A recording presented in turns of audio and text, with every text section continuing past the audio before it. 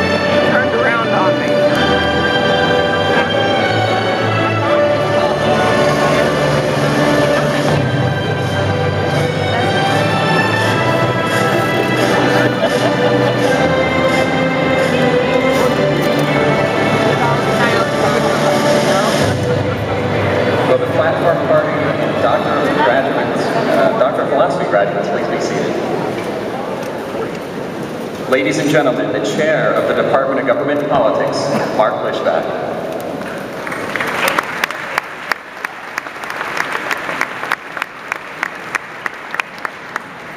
Good afternoon, members of the faculty, distinguished guests, parents, relatives, and friends. Welcome to the University of Maryland and the commencement ceremony for government, politics, and the environmental science and policy.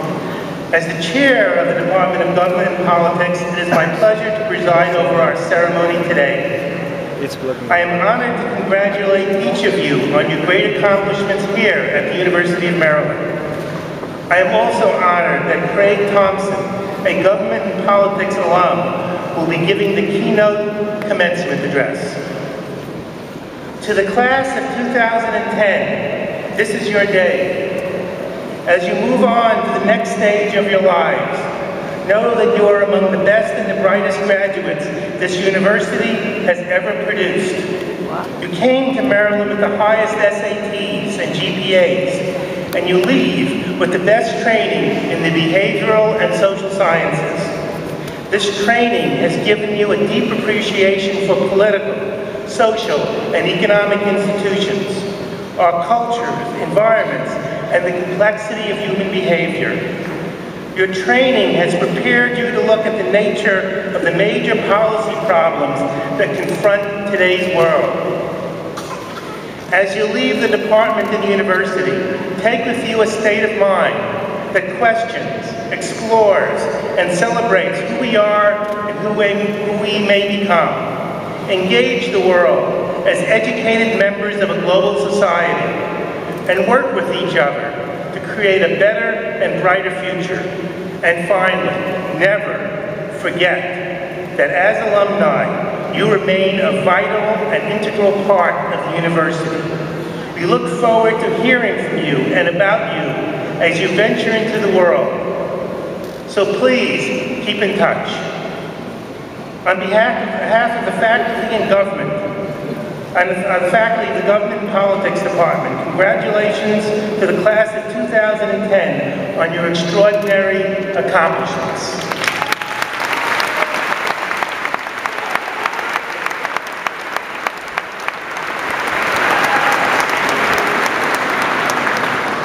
Now, to begin the ceremony, I would like to introduce Dr. Karen Kaufman, the Director of Undergraduate Studies.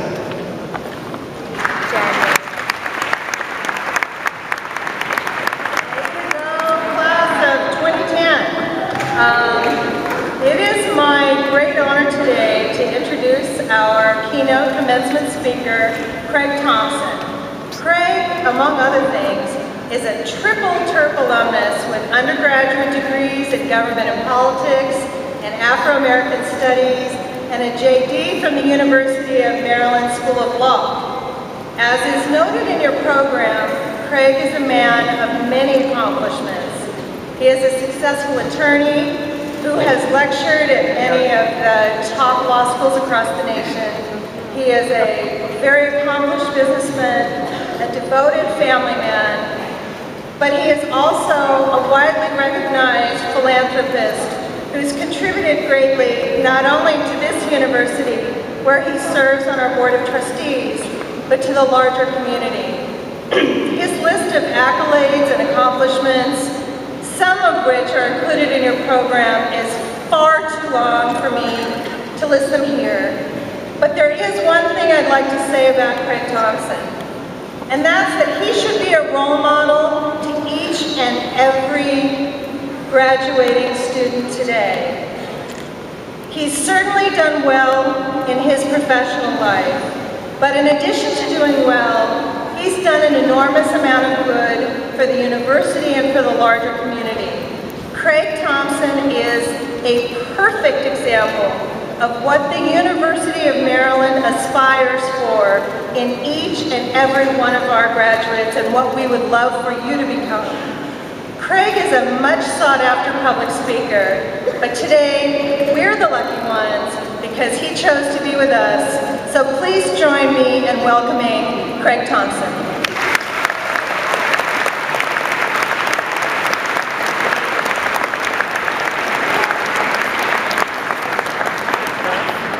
Somebody said that it couldn't be done, but they, with a chuckle, replied that maybe it couldn't, but they would be ones who wouldn't say so till they tried. So they buckled right in with a trace of a grin on their faces. If they worried, they hid it. They started to sing as they tackled the thing that couldn't be done, and they did it. Now somebody scoffed, "Oh, you'll never do that." At least no one ever has done it. But they took off their coats, they took off their hats, and the next thing you know, they've begun it. With a lift up their chins and a bit of a grin without any worry or quit. They started to sing as they tackled a thing that couldn't be done, and they did it. There are thousands who tell you it cannot be done. There are thousands who prophesy failure. There are thousands who point out to you one by one the dangers that wait to assail you. But just lift up your chins with a bit of a grin, just take off your coat and go to it. And you'll start to sing as you tackle the thing that couldn't be done. And you'll do it. Good evening, everyone. Good evening, everyone.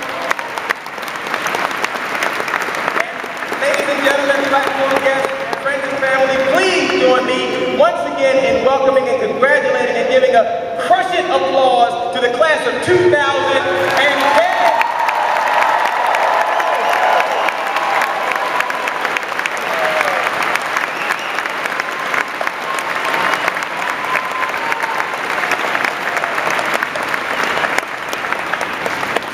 Things are so serious, so we just need to loosen up a little bit.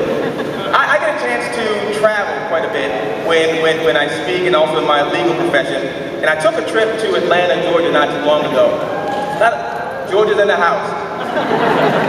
And it's not a long trip from BWI, but you know, there are some people, even with short trips, who need sedatives. Some take a pill, some take a tea. And I happened to be on this trip and I was writing my notes for my speech. And sitting next to me was a gentleman who was from England, and he had a British accent. And then there was next to him someone who was from Germany, and he was in the aisle seat, and he spoke German, Spanish, and English. And the person who was sitting next to me with the strong accent had a certain idea for what type of sedative that he needed to calm himself down. And when the flight attendant came through and asked everyone what they wanted for their drink, his sedative of choice was a Budweiser. And I know that no one here knows this. But alcohol has a way of bringing out the philosopher